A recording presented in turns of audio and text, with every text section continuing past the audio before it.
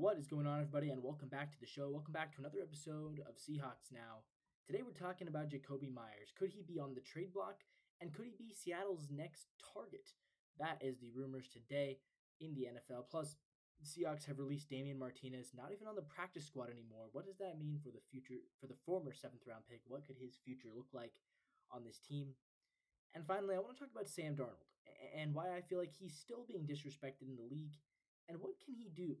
Can he do anything to get that disrespect and turn it into respect? All that and more right here today on Seahawks Now. But first, guys, as always, if you like what you see, hit the like button down below and subscribe to the channel if you want more Seahawks content. Let's get into it, guys. Jacoby Myers, supposedly he could be on the trade block. That is what the rumor is, especially if the Raiders don't do well at the beginning of the season, right? The Raiders obviously are in a tough division. They think they're going to compete. They think that they are going to be, in contention maybe for a wild card. But at the same time, look, Geno Smith, he's probably the fourth best quarterback in that division, maybe the third best if you want to say Geno's better than Bo Nix. I think you have an argument there, but he's not Justin Herbert. He's certainly not Patrick Mahomes. And again, with Pete Carroll, same thing. Like as far as head coaches go, at this point in Pete Carroll's career, he's not the guy anymore, right? He's not Andy Reid. He's not Sean Payton, and I don't think he's on Jim Harbaugh's level anymore. We'll see. Maybe he is better than Jim Harbaugh still, but I don't know. I think that's also like at best he's the third best coach in that division. At worst, he's the worst coach in that division. So let's say the Raiders don't do well. Let's say they lose the first few games. Jacoby Myers, pending free agent, he could definitely be a guy that we look at on the trade block. ESPN's Rich Simony says he is a receiver who might be available. Reportedly wants the Las Vegas Raiders to trade him. The rumor has it that the Jets might be interested in Jacoby Myers. Hard to know why would the Jets be buying this year. I mean, Justin Fields, it looks like they're in a rebuild. If I was the Jets, I would not be trading for a receiver, but maybe. But I want the Seahawks to go do it, right? Look at the Jacoby Myers numbers.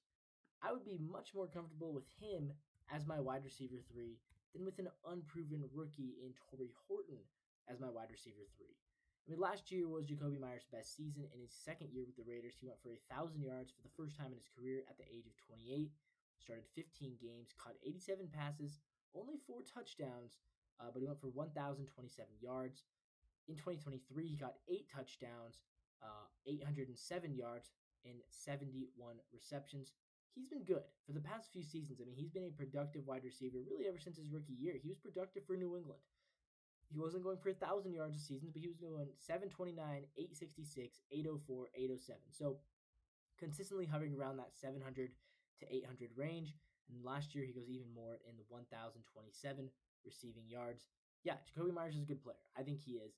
I think he is an excellent player. And if I was the Seahawks, yeah, I'd be interested in trading for Jacoby Myers. Absolutely. The guy is an up-and-coming rising receiver still in this league at age 29. And yeah, if he wants to be traded, let's bring him into Seattle. I mean, honestly, he might be a wide receiver too, because Cooper Kupp, I don't know what to expect out of Cooper Kupp this year. I don't know if Cooper Kupp's going to be good or bad or somewhere in between. It might be somewhere in between. That's probably where it's going to end up, honestly. So in that case, yes, let's go out and trade for Jacoby Myers. You guys know me, though, at this point. I want to trade for everybody. So yes, of course, when I hear a guy's on the trade block, I'm going to say, yeah, let's go trade for him. Doesn't mean it's going to happen. It means it, honestly, probably not. Based off my track record, I asked for Micah Parsons, didn't happen. I asked for Trey Hendrickson, didn't happen. I asked for TJ Watt, didn't happen. So I kind of seem to have this bad track record of asking for guys that don't get traded to us. But either way, let's move on, guys. Damian Martinez has been released even from the practice squad. He was initially signed to the practice squad, but they are moving off of him. They're in favor of Jacardia Wright. So Jacardia Wright stays on the team, on the practice squad, and Damian Martinez is out. Really interesting that we would draft this guy out of Miami and then not even really give him a chance. He had an impressive seasons. I mean, he was Oregon State in 2023 and then Miami in 2024. He was good. At Oregon State 2 years ago, he went for 1,185 yards, 9 touchdowns, and caught 126 yards in the air. And then last year with Miami, 1,002 yards, and he ended up catching 17 passes for 204 yards in the air. He scored 10 touchdowns, all of them on the ground. So, yeah, he was good in college. Yes, he was a seventh round pick, but he was productive. He had good stats. I just don't see why he isn't getting a chance. At the end of the day, I think it must come down to special teams because that's the only thing I could think of why they would keep Jacardia Wright over Damian Martinez. If you look at the Jacardia Wright stats really quickly, let's see what he has done in college at Kansas State. Jacardia Wright, yeah, you look at what he did, it was very, very little. He rushed for 195 total yards in 3 seasons at Kansas State. His big thing was that, yeah, he was a pretty good returner, I believe. Um, but even still, I mean, it's hard for me to look at Jacardia Wright as a guy who, yeah, this guy did not really run the ball at all. As a running back, he's not on your team to run the ball. He's not on the practice squad as a running back. He's on the practice squad for special teams.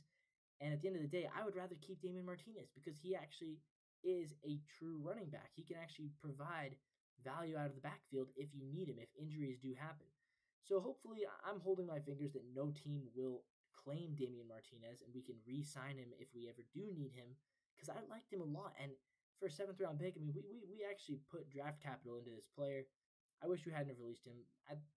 Yeah, I mean, realistically, he was a seventh round pick. Probably not going to do anything, but still, I wish we would have given him at least a little bit more of a shot than getting rid of him before the season even starts. All right, guys, final topic for today. What will it take for Sam Darnold to earn respect? I feel like this is a subject that I'm going to talk about a lot this season is disrespect to the Seahawks quarterback Sam Darnold. And why are people so often disrespecting him? I mean, it feels like he had such a good season last year. What does he have to do to earn his way into the actual discussion of like, yeah, he's a real good, legit top quarterback in this league?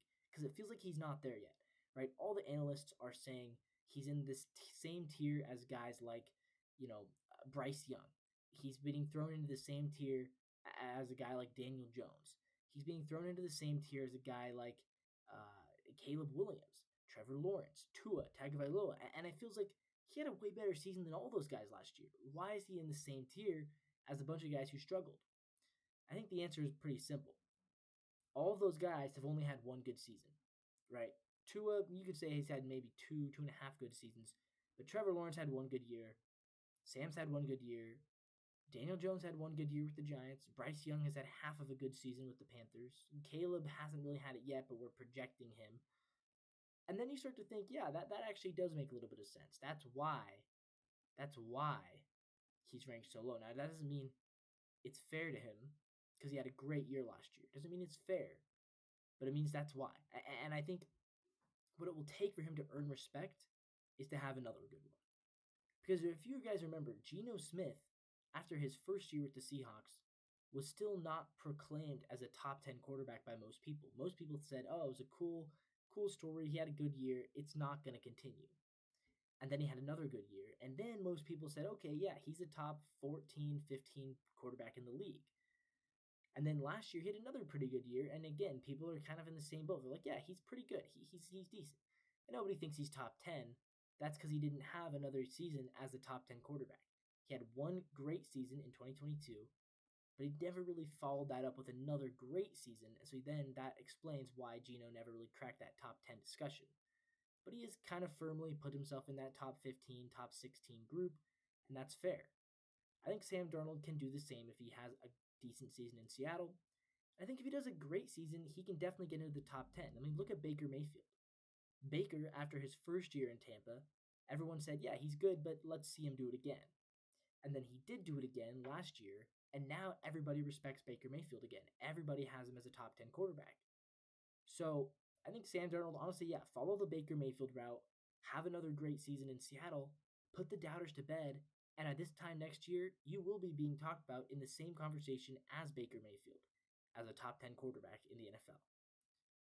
Guys, with that all being said, that's going to wrap this video up for today. As always, leave a like, comment down below. Do you think Sam Darnold will ever not be disrespected? Honestly, I don't know, guys. I hope he has a great season. We'll see. But I'm rooting for him. I'm pulling for him. I think he can earn. I think he can earn the respect of the NFL. I don't know if I would say it is 100% guaranteed that he will, but I think he definitely can if he has a good year. I'm hoping that he does. With that being said, guys, again, leave a comment down below. And until next time, as always, go Seahawks.